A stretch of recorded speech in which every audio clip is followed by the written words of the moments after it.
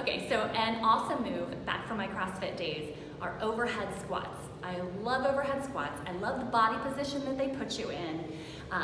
You have to use good form, and you can't go crazy heavy on weights with this.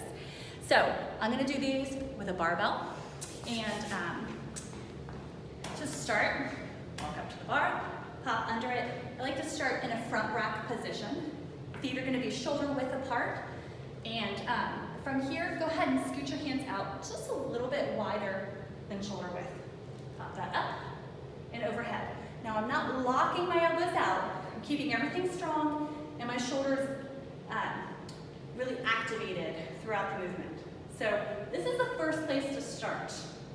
Once you get comfortable having the bar pressed over your head, then you can move more into the overhead squat. So you're gonna sit back down, bringing your hips all the way down to your knees and pushing back up. So down, push through your heels. Make sure you keep your weight in your heels. Chest is obviously lifted because you really can't do this movement without lifting your chest. Okay, overhead squats. So you have the option here of using a PVC pipe, a broomstick, something that's gonna be firm but not as heavy as maybe a 45-pound barbell.